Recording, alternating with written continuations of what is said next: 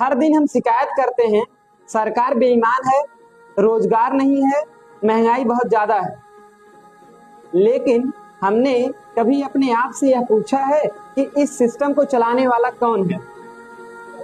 क्या बदलाव सिर्फ चुनाव से आता है या हमारी चुप्पी ही असली वजह है?